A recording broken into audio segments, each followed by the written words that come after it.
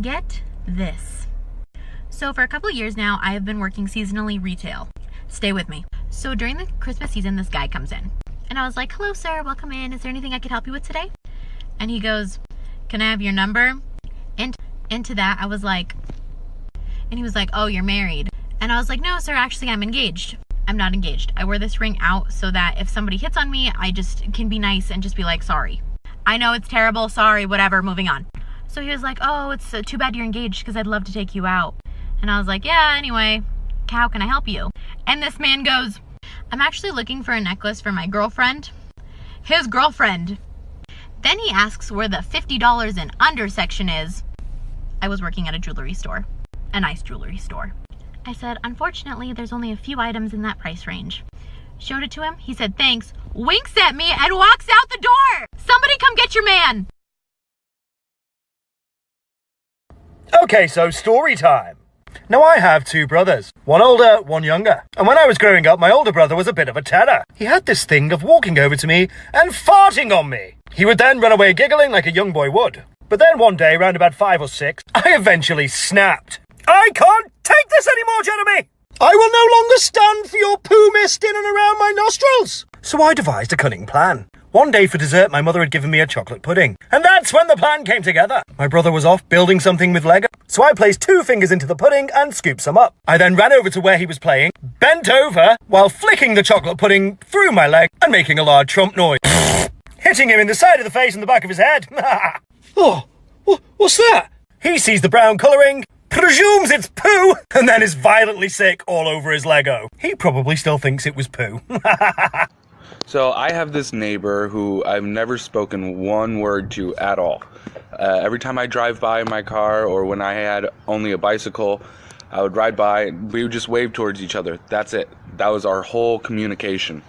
And today I decided to go get some coffee from the gas station and everything, and I drive by and I see his garage doors open, we wave at each other, and I go get my cup of coffee, and then I also get him a cup of coffee so I can finally meet this guy who I've just been waving to for the past year and a half. I pull into his driveway, and this older gentleman, this old man, got up, smile on his face, and I gave him a cup of coffee, and his daughter walks out, and she tells me that he actually has autism, and his favorite part of the day is when I go to work or I come home from work and we wave at each other.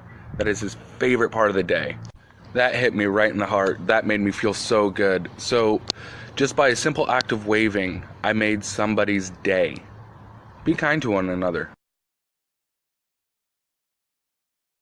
Story time. So this morning, my son gets to take a board game with him to school, right? And so he goes and he looks in the closet. He picks out Jumanji, because we have the board game Jumanji. He goes and puts it in his backpack, and he goes and gets ready for school. Well, I go and grab my phone, and I pull up a 15-minute long sound effect that sounds like this. And I turn it down so that it's just quieter than regular conversation level, and I put it underneath a kitchen chair. He comes back in and takes his backpack. He can't hear it because, the dogs are in there walking around and stuff, and my wife is in there, and he sets it down in the chair right next to where I put that sound effect. And after a few minutes, he's like, I don't think that's the fridge, because he thought that it was the fridge making that sound, right? So then he bends down and he's listening at his backpack, and I was like, wait a minute, didn't you put Jumanji in his backpack? The look on his face, and then he starts pulling it out and opens it up and looks, and he's like, it's not coming from here. And so I grab the phone and pull it out, and he's like, Dad! Thought you'd enjoy. Story time. So there's this one road in my town that everyone knows not to speed on because half the time there's usually a cop down at the bottom of the hill. Well, I live right off of this street and drive it every single day. Well, back in August when I was moving, I wasn't paying attention to how fast I was going, didn't see the cop at the bottom of the hill, and ended up getting pulled over. The usual happened. He came up to the window and was like, ma'am, do you know why I pulled you over? And I was like, yes, I do, because I'm a speed racer who doesn't know how to slow their ass down. He ends up letting me off with a warning, and I go on my merry little way. Well, just now I was driving home from school, not paying attention to how fast I was going, and not paying attention to see if there was a cop at the bottom of the hill. My fast ass was going 60. So the same thing happens, takes my license and my registration. He comes back to the window and informs me he's the one that pulled me over back in August. He ends up giving me a warning and tells me not to go 60 and a 40 ever again. There's no moral to the story besides I need to be aware and slow my ass down. So a thing just happened. Mom and I got some pizza from a pizza place that makes pizza, and it was busy in there, so she placed the order and left, and she placed the order under Christina. Christina is my mom's name. So she's like, there's this shop that I want to check out. I'm leaving you in charge of picking up the pizza. So I'm like, okay, I'll pick up the pizza. So this individual behind the counter calls out for Christina, and I pick up the pizza, as one does. And they hand me the pizza, and they're like, what's your preferred name? And I'm like, Jake. And they're like, oh, okay, I'm so sorry to do that to you. This individual thinks that I am the Christina, and I am a transgender individual whose mother dead named them at the pizza place. So they like, in that sort of voice, go like, have a good day, Jake. And I am mortified beyond belief by this encounter. My mom took my kiwi. I'm so heckin' mad right now. I'm so angry. Tina, what are you wearing? Shut up. It's not the face. Suck my kiwi, ma. Story time. This morning I went to PDI in Chile, which is like the FBI in the United States, in order to get my visa finalized. And I'm sitting there, and my sister texts me. She goes, what's up? And I'm just like, I don't want to give a normal response. So I respond, Kayla, I'm getting deported. I waited too long to get my visa and I'm getting deported. And my sister's like, what the frick is going on? I told her that I was in a cell with screaming people. I even called her as I was walking past a playground full of screaming children so that she would believe it more. She took the cake, all of it. I told her that I owed the Chilean government $40,000 and that they had me locked up in a jail cell. She starts crying and she's just like, Hope, I know this is tough and I know this may seem like you're never gonna get out of this, but it's okay and I love you so much. And she's crying. She tells my other sister. So now both of my sisters think that I'm like in a cell, like getting deported and owe the government $40,000. I said, I don't know what anybody's saying. I don't understand the Spanish they're speaking. They took my shoes. They believed it all. And then I ended it with got him. I called it story time with my daughters Julie and Katie. Just to let you guys know, Katie's 20, Julie's 18. They're only 2 years apart. It's called math. But when they were little, specifically 7 and 5, these two little bitches here were imagining to be pilots. So they were on the couch pretending it was an airplane, and they were both the pilots piloting this plane. But Julie gets tired of playing, per usual. And so what did you do, Jules? I took a parachute, and then I jumped out of the plane and left Kaylin. And so Katie starts crying. Of course, I walk over and I'm like, what the hell is going on? And Katie's like, and then, and I'm like, Julie, get over here. And I'm like, what happened? So she's like, I jumped out of the fucking airplane. I left her. I don't want to play anymore. And I'm like, Katie, Katie, why don't you get out of the plane too? And why don't you get out of the plane, Kate? Because Julie took all the parachutes. Juliet said that she took the last parachute and left Katie stranded in Imaginationville without knowing how to fly a plane. And she thought she was gonna die.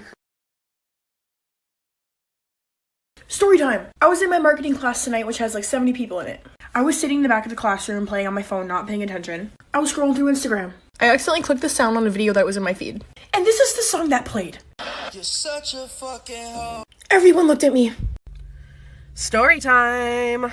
So I was at Walmart at the optical center today, and there was this couple behind me waiting in line. And they looked at me and said, wow, who would let their daughter dress like this? She looks like a boy. She's probably gay too. How awful would that be? Yeah, how awful. And they had their granddaughter with them. So me, as I am, looked at this granddaughter and was like, hey babe, want to get dinner after this? I know we just had it last night, but I didn't get enough of you. The grandparents lose their frickin' shit. And the granddaughter's just like laughing her ass off because she had serious gaydar. And she's like, well, I was gonna come out some other way, but hi, Grandma. Story time. I had a guy in middle school who sat behind me and liked to pull on my hair. One time I got so sick of it, I told him, I said, if you pull my hair again, I'm gonna punch you in the throat. What does he do? Yanks on my ponytail. So my instant reaction is I turned around and I karate chopped him in the throat. He fell out of his chair because he couldn't breathe, and he looks at my teacher and goes, are you gonna do anything? She just hit me in the throat. Best response ever. My teacher says, "She warned you." I freaking love my teacher. Story time. So last Christmas, we got these new neighbors. That house right over there. And I'm used to being the only house in the neighborhood that decorates. But they put out a few decorations. You know what? Hey, that's cool. It's alright. But then, I started to notice that every time I put out a few more decorations, so would they. So it became the epic battle of Christmas decorations, which I won. But now it's Halloween. So I start by putting up a few lights. No big deal, you know. So they retaliate with these little skulls on sticks. You can kind of see them. Yeah, kind of dinky, right? So I retaliate with all of this. Come out the next day, lo and behold, they peppered their yard with tombstones. Oh, cute. I don't think they realize these spider webs are $1.84 a bag, and I am crafty as hell. I will spiderweb my whole house. Game on. Story time. I speak Spanish and English, but my Spanish sucks. I pulled on a door that said push, got embarrassed, and then I said, "Permiso, estoy embarazada." Embarazada does not mean embarrassed. It means pregnant. They congratulated me. Story time. I was in my first year of college, and my friends and I were obsessed with going to restaurants for lunch instead of eating on campus, even though we paid for a meal plan because that makes sense. So one day before class, my friend was like, "Hey, we should go to Five Guys, burgers and fries." And I was like, "Oh yeah." And so we went to Five Guys, and I realized I wasn't going to make it back in time for class. And I had this really, really big group project that we had to work on. I was so scared. I was texting my partner in my group, and he's just like, "Yo, the professor's so mad right now. It's his dog's birthday, and he's mad." I'm freaking out. And on the way back to campus, the stoplights literally stopped working. So I was even more late. And so my group partner was just like, "Yo, you gotta wish the dog happy birthday. The dog's name is Roxy. Just tell the dog happy birthday and you'll be fine." And I'm like, "Okay, I can do that. That's fine." So I walk into the classroom, up to my professor, and I'm like, "I'm so sorry the stoplight stopped working, and and he was totally chill. And then I go, "Oh, by the way, happy birthday to your dog, Roxy. How old is she?" And my professor goes, "I don't have a dog." And the entire class erupts in laughter. My partner played me. There was no dog. Story time. So I teach gifted and talented, and I mainly teach 5th graders. So last year, I'm with my class of 5th graders, and we're getting ready to do this experiment that needs goggles and masks.